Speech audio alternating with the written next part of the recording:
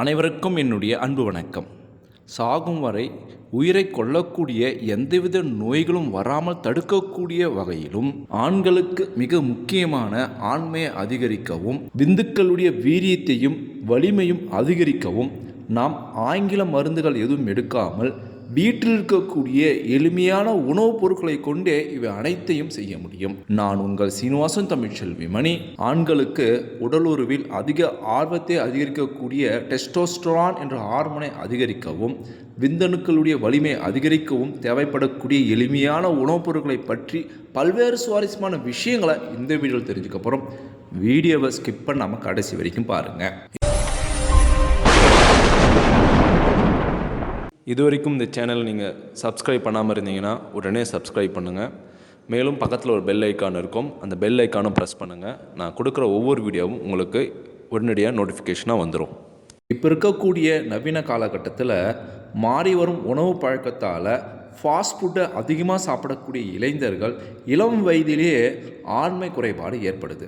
அது மட்டும் இல்லாமல் உடல் உறவின் மீது அதிக ஈடுபாடு இல்லாமல் போகுது. காரணம், அளவுக்கு அதிகமான ஆபாசம் படம் பார்ப்பதனால், கைப்பழக்கம் செய்வதனால் அவர்களுடைய டெஸ்டோஸ்டரான், இதுதான் ரொம்ப முக்கியமான ஒரு ஹார்மோன் அப்படின்னு சொல்கிறாங்க. இந்த டெஸ்டோஸ்டரான் ஹார்மோன் குறையும் போது உடல் உறவின் மீது ஏற்படக்கூடிய ஆர்வம் குறைகிறது. இந்த டெஸ்டோஸ்டரான் ஹார்மோன் எப்போ குறையும் அப்படின்னா, அளவுக்கு அதிகமாக ஆபாச படம் பார்க்கும்போது இந்த டெஸ்டோஸ்டரான் ஹார்மோன் சுரந்து உங்களை திருப்திப்படுத்திடும். இது அளவுக்கு அதிகமாக சுரக்கும் போது இதனுடைய ஹார்மோன் பேலன்ஸ் பாதிக்கப்பட்டு இந்த டெஸ்டோஸ்டரான் ஹார்மோன் சுரப்பது நின்று விடுகிறது. இதனால் திருமணத்துக்கு பிறகு தன்னுடைய பார்ட்னர் மீது இன்ட்ரெஸ்ட் இல்லாமலையும் தாம்பத்திய உறவின் மீது ஈடுபாடு இல்லாமலும் இருக்கும். இதனாலே பெண்கள் இவங்களுக்கு ஆண்மை இல்லை அப்படின்னு முடிவு பண்ணிடுவாங்க. நம்மளுக்கு டெஸ்டோஸ்டரான் அப்படின்னு சொல்லக்கூடிய இந்த ஹார்மோனை அதிகரிக்க செய்யக்கூடிய சத்துக்கள் என்ன, இந்த சத்துக்கள் எந்த உணவில் அதிகமாக இருக்குது, இதை ஒரு நாளைக்கு எவ்வளோ எடுத்துக்கணும் அப்படின்னு தெரிஞ்சுக்கலாம். இந்த டெஸ்டோஸ்டரான் அப்படின்னு சொல்லக்கூடிய ஹார்மோனை உற்பத்தி செய்யக்கூடிய முக்கிய சத்துக்களாக மெக்னீஷியத்தை சொல்கிறாங்க, போரானை சொல்கிறாங்க, வைட்டமின் டியை சொல்கிறாங்க, மேலும் நன்மை செய்யக்கூடிய கொழுப்பான ஒமேகா 3 சொல்கிறாங்க, மற்றும் துத்தநாக சத்துக்கள் சொல்கிறாங்க. இந்த சத்துக்கள் நிறைந்த உணவுகளை நம்ம தினமும் எடுத்துக்கிட்டோம் அப்படின்னா நம்மளுடைய டெஸ்டோஸ்டரான் ஹார்மோன் நல்ல முறையில் சுரக்கும். முதல் உணவாக கீரைகளை நம்ம அதிகமாக எடுத்துக்கணும். இந்த கீரைகள் பார்த்திங்கன்னா அளவுக்கு அதிகமான நுண்ணூட்ட சத்துக்கள் நிறைந்திருக்கு, மெக்னீஷியம் நிறைந்திருக்கு. இதனால் நம்மளுடைய ஹார்மோன் அளவை அதிகரிக்க இது உறுதுணையாக இருக்குது. அதுவும் புரோக்கோலி போன்ற கீரைகள் நம்ம அதிகமாக எடுத்துக்கிட்டோம் அப்படின்னா நம்முடைய ஹார்மோனுடைய பேலன்ஸை நல்ல முறையில் மெயின்டைன் பண்ணும். அடுத்ததாக அவகோடா அப்படின்னு சொல்லக்கூடிய பழத்தை நம்ம எடுத்துக்கணும். இதில் போரான் மற்றும் மெக்னீஷியம் சத்து அதிகமாக இருக்குது. இது டெஸ்டோஸ்டரான் அளவை அதிகரிக்கவும் மேம்படுத்தவும் உறுதுணையாக இருக்கும் அப்படின்னு சொல்லப்படுது. தினமும் நம்ம ஒரு முட்டை எடுத்துக்கணும். அதுவும் மஞ்சள் கருவை சாப்பிடுவது அதிக உதவியாக இருக்கும் அப்படின்னு சொல்லப்படுது. இதில் வைட்டமின் டி சத்து நிறைந்திருப்பதால் அதுவும் கொலஸ்ட்ரால் டெஸ்டோஸ்டரான் அளவை அதிகரிக்க இது பேருதவியாக இருக்குது அப்படின்னு சொல்லப்படுது. உங்களுடைய கொழுப்பு அளவை பொறுத்து நீங்கள் மஞ்சள் கருவை எடுத்துக்கலாமா வேணாமான்னு மருத்துவருடைய ஆலோசனை பிறகு நீங்கள் செய்யலாம். அடுத்ததாக பால் பொருட்கள், இது வைட்டமின் டி சத்தும் ஒட்டுமொத்த ஆரோக்கியத்திற்கும் டெஸ்டோனுடைய அளவை அதிகரிக்கும் உறுதுணையாக இருக்கும் அப்படின்னு சொல்லப்படுது. மீன்களே நமக்கு ஒமேகா 3 கொழுப்பு நிறைந்த மீன்களை நம்ம எடுத்துக்கணும். அதுவும் சாலமன், காணாங்கெளுத்தி, மத்தி, சூறை இது போல மீன்கள் பார்த்திங்கன்னா உடலுக்கு நன்மை செய்யக்கூடிய HDL அப்படின்னு சொல்லக்கூடிய நல்ல கொழுப்பு நிறைந்த மீன்கள் இருக்குது. இந்த மீன்களை நம்ம தொடர்ந்து எடுத்துக்கிட்டோம் அப்படின்னா நம்ம உடலுக்கு தேவையான வைட்டமின் டி, ஒமேகா 3 கொழுப்பு அமிலங்கள் நமக்கு நிறைவாக கிடைக்கும். இந்த சத்துக்கள் நம்ம உடம்புல இன்ஃப்ளமேஷனை குறைக்கிறது, ஹார்மோனை சமநிலையில் வைத்திருக்க உறுதுணையாக இருக்குது. தினமும் ஒரு மாதுளை, அதுவும் கையளவு மாதுளை நம்ம சாப்பிட்டோம் அப்படின்னா நம்மளுடைய இனப்பெருக்க மண்டலத்தை ஆரோக்கியமாக வைத்திருக்கும். நம் உடலுக்கு தேவையான ஹார்மோனை சமநிலையில் பராமரிக்கும் அப்படின்னு சொல்லப்படுது. பெரிய பழங்களை நம்ம அதிகமாக எடுத்துக்கணும். இதில் பிளவனாய்டுகள், ஆக்சினேட்டுகள் நிறைந்திருக்கு. இதனால் ஹார்மோனுடைய தொகுப்பை நல்ல முறையில் இது அதிகரிக்கும். இறுதியாக பூசணி விதைகள், எள் விதைகள், இதில் துத்தநாக சத்து நிறைந்திருக்கு. இதனால் டெஸ்டோஸ்டரான் உற்பத்திக்கு இது இன்றியமையாதாக இருக்குது. பூசணி விதைகளும் எள்ளும் நம்ம தினமும் சாப்பிட்டோம் அப்படின்னா நம்மளுடைய டெஸ்டோஸ்டரான் ஹார்மோன் நல்ல முறையில் சுரக்கும். மேலும் இஞ்சி, தேவையான அளவு நம்ம இஞ்சி எடுத்துக்கிட்டோம் அப்படின்னா ஆரோக்கியமான விந்தணு உற்பத்திக்கும் டெஸ்டோஸ்டரான் உற்பத்திக்கும் இது உறுதுணையாக இருக்கும் அப்படின்னு சொல்லப்படுது. உடல் உறவுக்கு தேவையான டெஸ்டோஸ்டரான் ஹார்மோனை சமநிலைப்படுத்தவும் நல்ல உற்பத்தி செய்யவும் தேவையான உணவுகளும் அது எடுத்துக்கொள்ளக்கூடிய முறைகளும் நம்ம தெரிஞ்சுக்கிட்டோம். இப்போ ஹார்மோன் ஒரு சிலருக்கெல்லாம் நல்ல முறையில் சுரக்கும், உடல் உறவின் மீதும் தாம்பத்தியத்தின் மீதும் நல்ல ஆர்வம் இருக்கும். அவங்களுக்கெல்லாம் டெஸ்டோஸ்டெரான் நல்லா சுரக்குதுன்னு அர்த்தம்.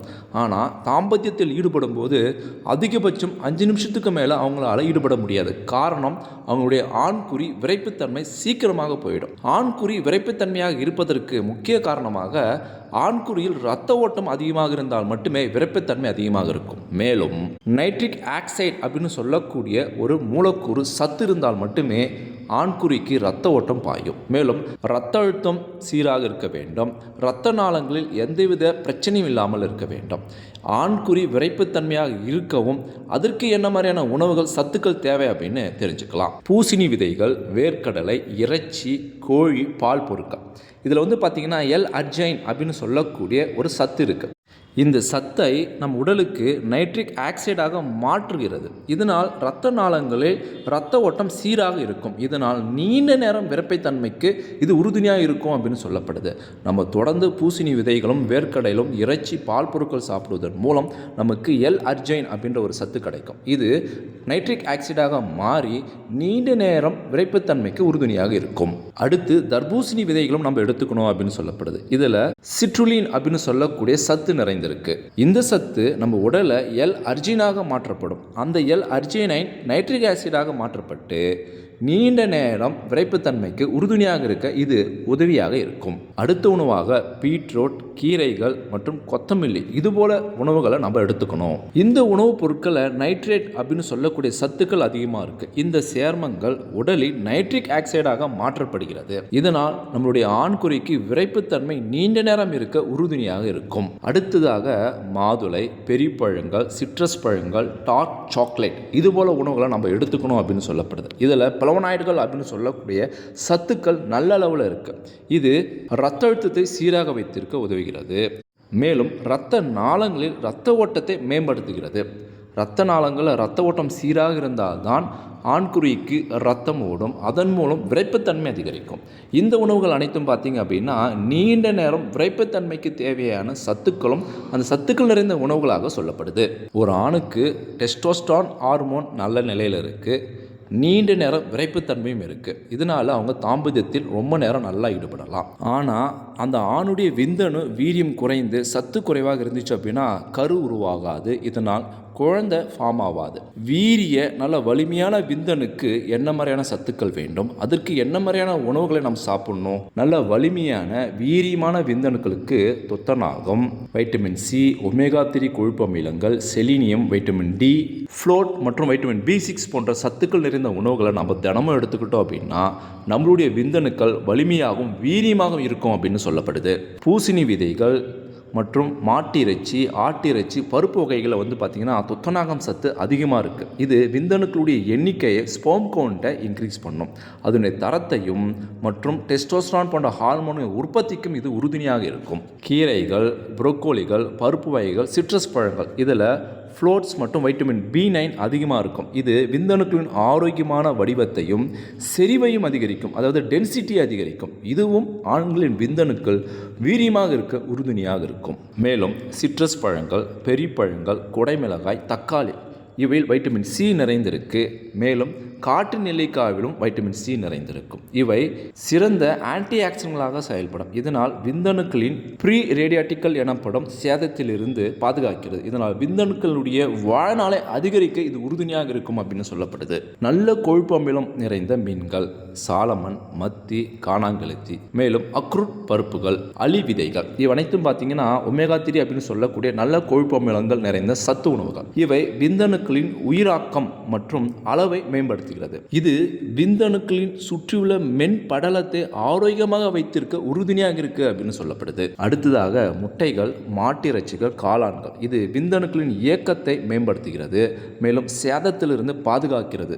இதில் செலினியம் அப்படின்னு சத்து அதிகமாக இருப்பதால் விந்தணுக்கள் வேகமாக இயங்குவதற்கு உறுதுணையாக இருக்கு. மேலும் காலை மற்றும் மாலையில் தரக்கூடிய சூரிய ஒளி, கொழுப்பு மீன்கள், முட்டையின் மஞ்சள் கரு, வலுவூட்டப்பட்ட பால் இதில் வைட்டமின் டி சத்து நிறைந்திருக்கு. இது டெஸ்டோஸ்டெரான் ஹார்மோன் அளவை அதிகரிக்கும். மேலும் விந்தணுக்களுடைய இயக்கத்தை மேம்படுத்தும், தரத்தை அதிகரிக்கும். இது போன்ற உணவுகளை நம்ம தினமும் அன்றாட எடுத்துக்கிட்டோம் அப்படின்னா நம்மளுடைய ஹார்மோன், அதுவும் குறிப்பாக டெஸ்டோஸ்டரான் சொல்லக்கூடிய ஹார்மோன் நல்ல அளவில் இருக்கும். நம்மளுடைய ஆண்குறி நீண்ட நேரம் விரைப்புத்தன்மையுடன் இருக்கும். நம்மளுடைய விந்தணுக்கள் வீரியமாக சக்தி நிறைந்ததாக நல்ல டென்சிட்டியாக நல்ல ஏக்கத்துடன் இருக்கும். இந்த உணவுகளை நம்ம தொடர்ந்து ஒரு 3 நாள் எடுத்துக்கிட்டாலே நல்ல ஒரு மாற்றத்தை நாம் உணர முடியும். நான் சொன்ன தகவல் உங்களுக்கு ரொம்பவும் பயனுள்ளதாக இருந்திருக்கும் அப்படின்னு நான் நினைக்கிறேன். இந்த வீடியோ பற்றி உங்களுடைய கருத்துக்கள் என்ன அப்படின்னு கமெண்ட் பாக்ஸில் மறக்காமல் கமெண்ட் பண்ணுங்கள். இந்த வீடியோவை அனைவருக்கும் ஷேர் பண்ணுங்கள். நம்மளுடைய தமிழ் டெக்னாலஜி என்ற சேனலை சப்ஸ்கிரைப் பண்ணுங்கள், லைக் பண்ணுங்கள். மீண்டும் அடுத்த ஒரு சுவாரஸ்யமாக சந்திப்போம். தேங்க்யூ ஃபார் வாட்சிங்.